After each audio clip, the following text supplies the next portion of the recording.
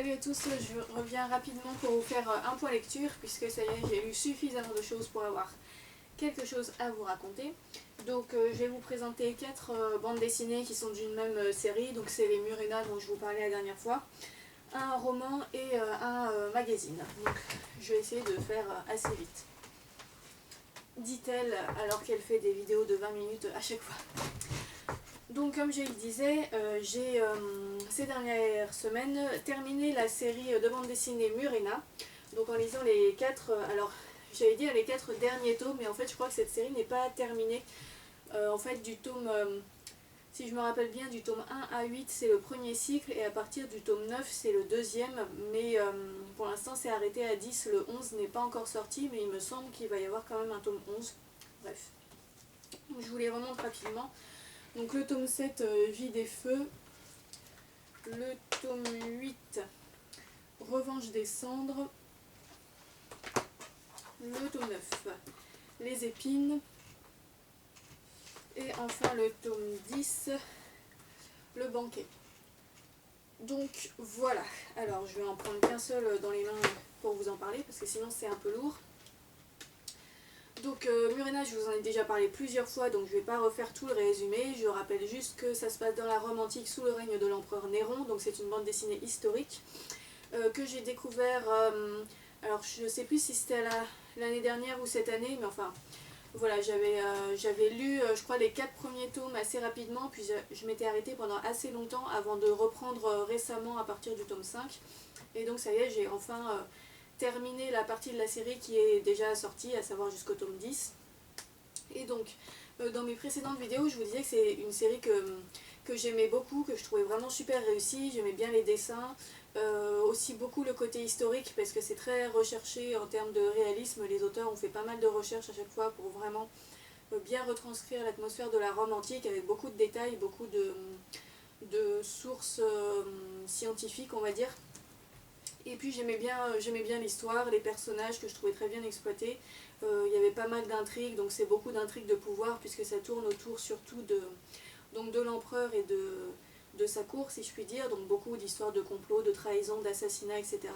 D'autant qu'en plus l'empereur du règne Néron, n'importe quoi, le règne de l'empereur Néron a été assez violent et marqué par plusieurs événements assez tragiques, notamment le grand incendie de Rome qui a ravagé une assez grande partie de la ville et qu'on découvre, si je puis dire, dans le tome 8, 7 et un petit peu 8.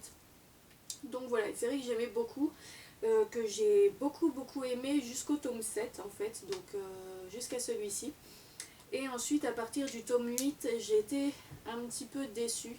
C'est-à-dire que le tome 8, qui était donc le dernier du premier cycle et qui était censé être l'apothéose de ce premier cycle, je l'ai pas trouvé aussi intense que ce que j'aurais voulu, donc je vais le tenir en main pendant que j'en parle. Donc voilà, celui-ci, Revanche des cendres. Voilà, j'avais oh là là, j'y arrive pas aujourd'hui, d'assez hautes attentes pour ce tome-là et j'ai pas réussi à trouver ce que je recherchais, c'est-à-dire que il se passe un certain nombre de choses, mais j'ai pas ressenti beaucoup d'émotions en fait. En lisant ce tome-là, j'ai eu l'impression que voilà, les événements se déroulaient, mais je me sentais assez extérieure à l'histoire. J'avais pas l'impression que j'avais sur les tomes précédents où j'étais vraiment très impliquée, où je me sentais assez proche des personnages dans le sens où pas forcément parce que je les aimais bien, mais parce que je me sentais impliquée dans ce qui leur arrivait, quoi. Et là, dans ce tome-ci, j'ai pas trop ressenti ça. Il y avait une certaine distance et je l'ai trouvé un peu moins palpitant que les autres tomes, en fait. Ensuite, je suis arrivée sur le tome 9 où là, mon avis a remonté un petit peu puisque dans ce tome 9, comme l'annonce la couverture, il y a des événements assez violents qui surviennent. Et donc là, c'est redevenu un peu plus intense où il y avait pas mal de réflexions un petit peu presque philosophiques à certains moments. Il y a des personnages assez intéressants dans ce tome 9 qui sont bien exploités, etc. Donc là, mon avis était un petit peu remonté. J'avais retrouvé l'émotion, on va dire, que je ressentais en lisant les débuts de la série. Et ensuite il y a eu le tome 10 et là, catastrophe. Donc avec le banquet, là par contre j'ai été vraiment déçue parce qu'en fait il y a eu un petit problème, c'est que Cette série, à la base, il y avait deux auteurs, donc un dessinateur et un autre auteur qui, je pense, lui, gérait plus le scénario et l'histoire. J'ai pas trop cherché dans le détail, mais je crois que ça se divisait à peu près comme ça. Et en fait, le dessinateur des 9 premiers tomes est mort prématurément. Et du coup, la série a failli s'arrêter, en fait, d'après ce que j'ai compris. Et le tome 10, en fait, finalement, elle a été reprise à partir de ce tome 10, mais avec un nouveau dessinateur. C'est-à-dire qu'en fait, au début, alors je sais plus lequel c'était, parce que c'est marqué, les auteurs c'est Dufaux et Delaby, et je sais plus lequel des deux est décédé. Je vais essayer de retrouver rapidement, mais...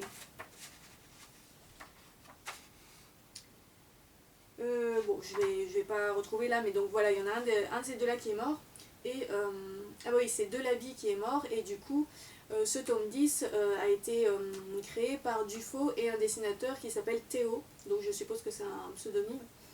Et en fait, le problème, c'est que je n'ai pas... enfin, Théo a du coup repris l'histoire assez fidèlement, mais ses dessins sont pas les mêmes que celui du premier dessinateur. Et je n'aime pas du tout les dessins de Théo, en fait. Je les ai trouvés vraiment assez différents de ceux des 9 premiers tomes. Et j'ai vraiment pas du tout accroché. Alors que les dessins de l'habit, je les aimais bien, justement, je les trouvais... enfin, j'accrochais bien à ce style-là. Mais dans le tome 10, j'ai trouvé que les dessins étaient beaucoup moins réussis, notamment... Enfin, c'est pas qu'ils étaient moins réussis, mais c'était un style différent. Et notamment au niveau du traitement des personnages, j'ai pas du tout aimé, parce qu'en fait, Théo a une façon de dessiner les personnages en leur donnant des traits qui sont beaucoup plus durs. Et du coup, ça les enlaidissait vraiment beaucoup. Alors certes, tous les personnages sont pas censés être beaux tout le temps, mais là j'ai trouvé que vraiment même les personnages qui dans les 9 premiers tomes étaient assez charismatiques, assez beaux, etc., ben dans le 10e tome ils devenaient vraiment très laids en fait à cause de ce nouveau style de dessin qui leur faisait des traits du visage très durs, voilà, beaucoup trop marqués. Et vraiment voilà, j'ai pas du tout aimé les graphismes dans ce 10e tome, ça m'a beaucoup gêné en fait. Le changement c'est pas du tout bien fait pour moi. Et à côté de ça, bah, j'ai pas réussi à être très intéressée par l'histoire de ce 10e tome. Je trouvais que ça commençait un peu à tourner en rond, que j'avais l'impression que l'intrigue en fait commençait à s'essouffler. Et d'ailleurs dans la préface, donc l'auteur plus scénario, donc Dufaux, dit que suite à la mort de son ami le dessinateur, il avait traversé une période assez difficile et que ce tome-là représentait un peu son errance qu'il avait eue suite à cet événement. Et ça se ressent pas mal, et c'est vrai que du coup bah, j'ai moins accroché à l'histoire ici, parce que voilà, c'était vraiment une espèce d'errance où on savait plus trop où on allait, ça tournait un peu en rond quoi. Et donc ceci combiné au fait que j'ai pas du tout aimé le nouveau style de dessin, bah, ça a fait que j'ai vraiment pas accroché avec ce tome là. Et ça m'a pas donné très envie de lire la suite de la série en fait, parce que si c'est ce dessinateur là qui reste pour les autres tomes, bah, je sais que du coup je vais pas les aimer. Et donc vu que c'est des bandes dessinées qui coûtent quand même assez cher, etc., j'ai pas forcément envie de continuer une série alors que je sais que je vais plus vraiment accrocher quoi. Donc du coup je pense que je vais m'arrêter à ce tome 10. Et puis bon, c'est un petit peu dommage, mais en même temps j'ai quand même passé des très bons moments avec les 9 premiers tomes. Et donc du coup je regrette pas du tout d'avoir commencé cette série.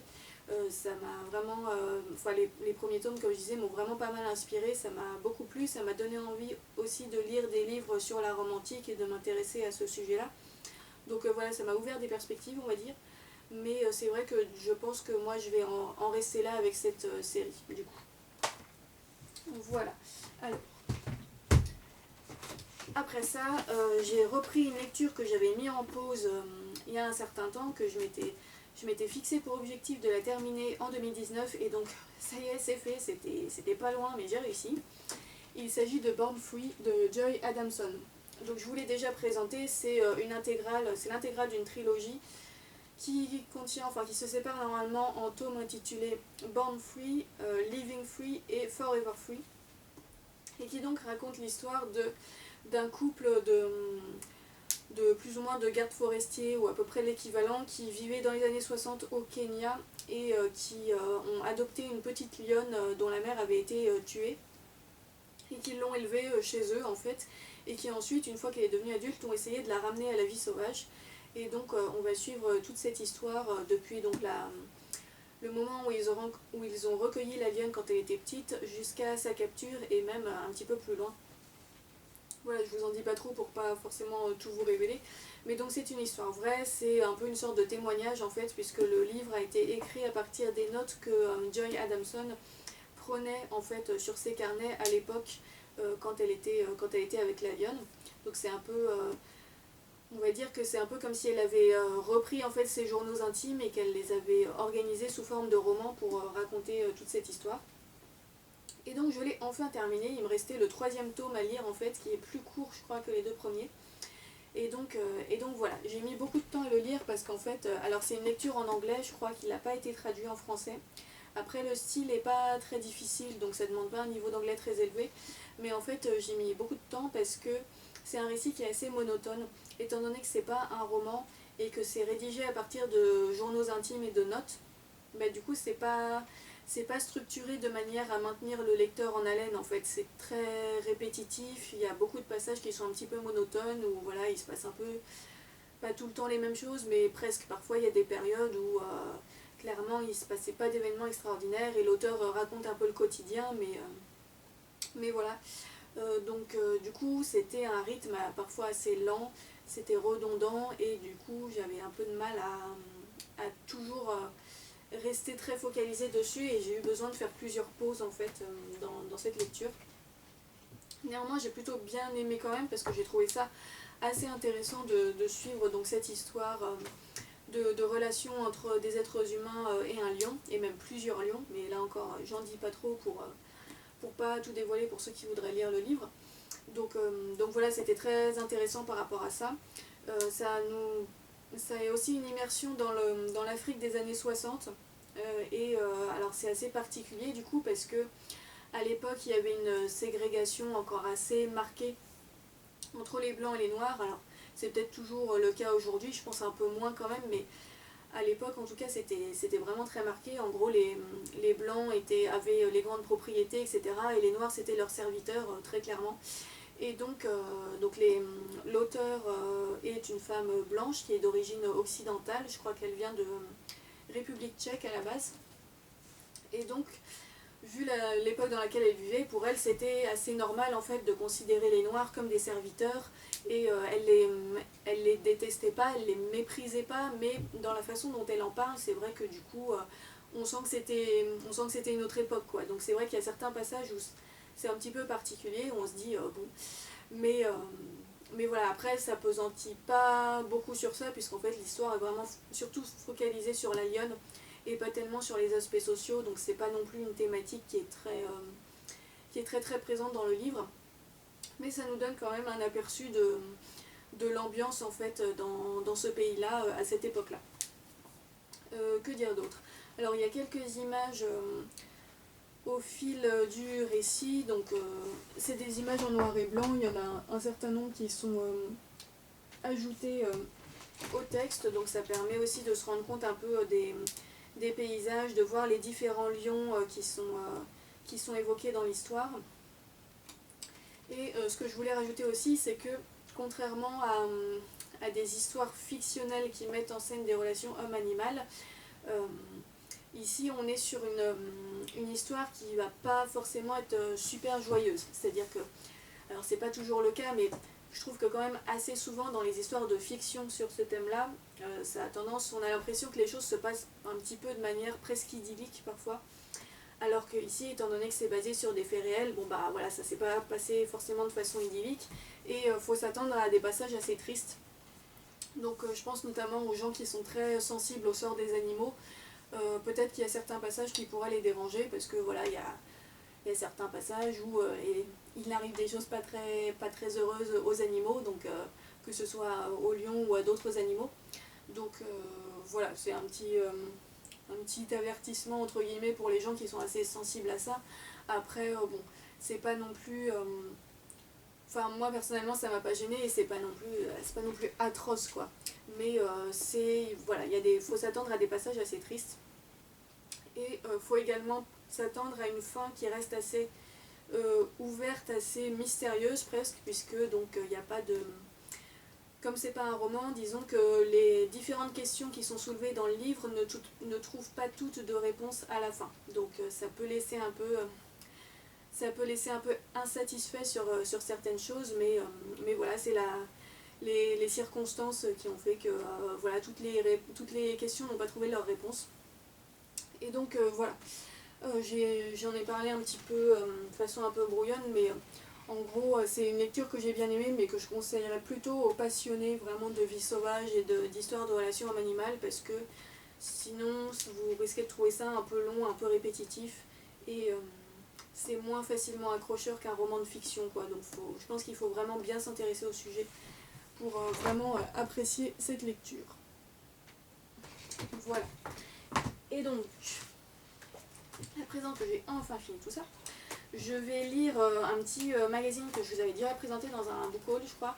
Il s'agit du magazine Historia sur la série Game of Thrones. Donc c'est la série analysée à travers des événements historiques réels, puisque donc le but du magazine c'est de montrer, d'évoquer des événements historiques réels qui ont inspiré ou qui auraient pu inspirer l'auteur de Game of Thrones.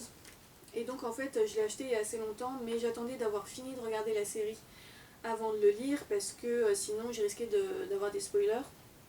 Et donc maintenant que j'ai fini la série, eh ben, je vais pouvoir le commencer. Donc, je vous montre par exemple une page avec Jon Snow. Donc voilà, ça va. J'ai pas trop regardé encore, j'ai pas regardé le sommaire, mais je pense que ça va faire des focus sur certains personnages et certains éléments de l'histoire. Donc par exemple, il y a une partie sur les dragons, donc où je pense qu'on va peut-être nous parler de l'origine du mythe des dragons et voir de quel type de mythe l'auteur de Game of Thrones a pu s'inspirer pour créer ses dragons à lui, etc. Et donc voilà, ça va parler de pas mal de sources visiblement.